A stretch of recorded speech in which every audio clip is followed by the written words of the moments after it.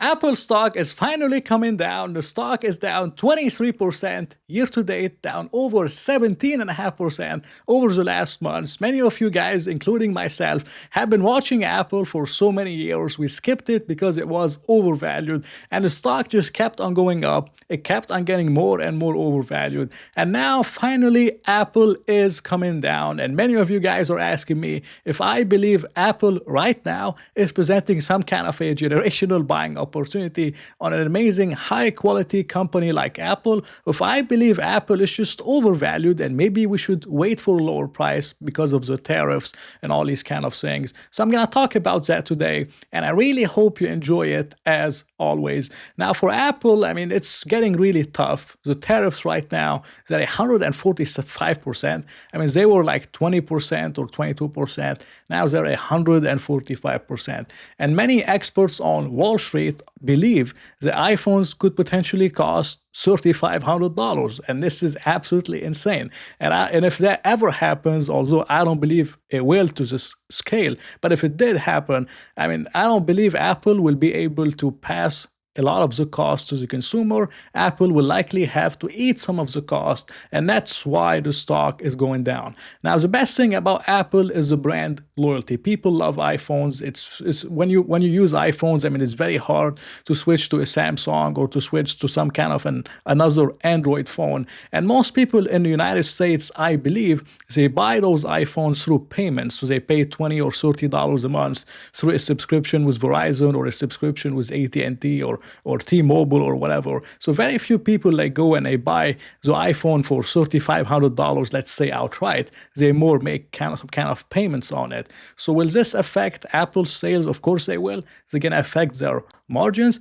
but I don't believe personally it's going to be as bad as a lot of people believe it is. And Apple is spending a lot of money to try to bring some of that production in the United States, $500 billion over the next few years. And that's going to be amazing. But it's going to take a long time for Apple to be able to do anything in the United States to offset the effects of the tariffs. And we don't know how long those tariffs are going to last. There's no kind of signs of negotiations. They keep, retaliating on each other. They keep doing all these things. And I hope it ends soon, and I hope they make a deal, which is good for everyone, but it's just getting really, really bad, and we don't really know how bad it's gonna get. Therefore, in this video, I'm not gonna try to claim to be an expert and try to predict what kind of profit margins Apple could have with 145% tariffs, because I don't know how long the tariffs are gonna be here, and I don't know what kind of pricing Apple will put in on their iPhones. So in this video, what I'm gonna try to do, I'm gonna value Apple based on different PE ratios, on a lower PE ratio,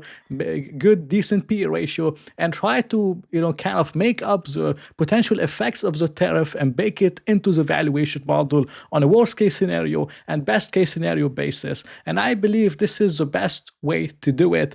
Now, before I get into my valuation model, I just want to do a quick overview of Apple, which is really an amazing company. They have over 70% return on capital, very high return on capital. Net income margin, 26.5%, very high net income margins.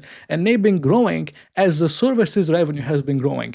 If you look at the pink, this is their total gross profits. And out of 184 billion, $73 billion comes from services, and services are very sticky, very high margin, recurring revenue business model, and this is really helping the margins of Apple to expand over time. If we look at their shares outstanding, they love doing buybacks. Their shares outstanding went from 26.5 million to 15.4 million, and they just keep on buying back more stock, 5 to 6% of the market cap. And the company does have a lot of cash. They have around $54 billion of cash, and they have an amazing balance sheet. So I would bet that Apple is most likely buying back a lot of stock at this price to create long-term value for shareholders. Now, if you look at the PE ratio, it's trading at 27 times earnings. 27 times earnings is much better than 35 times earnings, but it's nowhere close to interesting. I mean, if you look at this historical line, it has been a good time to be buying Apple at this price. Nothing like a generational opportunity, nothing that's making me so excited. but it is some kind of a fair price on historical basis for Apple outside the tariffs. But even now with the tariffs, it's still trading at the mean multiple, nowhere close to a major discount. And I've been long enough in this market to remember buying Apple at 13 times earnings in the 2018 sell-off. And even then, Apple eventually went to 11 times earnings. I don't believe we will ever see those prices again. But I was dumb enough to sell Apple in 2019, 2020, because I thought the stock was overvalued at 17 or 18 times back then. And that was a big mistake on my part, and I learned a lot from this mistake. Now, for my valuation model, I'm looking at expected earnings per share growth, expected to be 10%, 7% for this year, then 11%, 10.5%. So if I want to kind of use the best case scenario, I can use 10% earnings growth on Apple. If they buy back 5 to 6% of the market cap every single year, and they raise revenues 3 to 4%, this is, and margins remain the same. This is around 10% earnings per share growth, and I believe it's achievable. Now, for my valuation model, I took this year's expected earnings per share of around 7.27. I took in 7.27 for the next 5 years, and I put in 10% potential earnings growth for the next 5 years on average.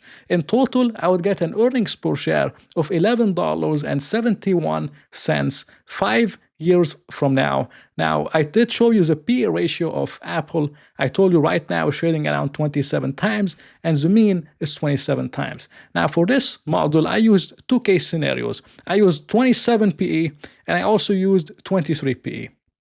Now, if I take the 1171, just to show you what I'm trying to do, take 1171, and I time it by 27 PE, I would get around $316 per share for my price target on Apple 5 years from now. But for me personally, I like to double my money with my stocks over the next 5 years minimum, or a 15% CAGR. Now, if I'm trying to double my money with Apple at 27 times earnings, I would have to buy the company at $158 per share, which is why I have 27 PE on the green line.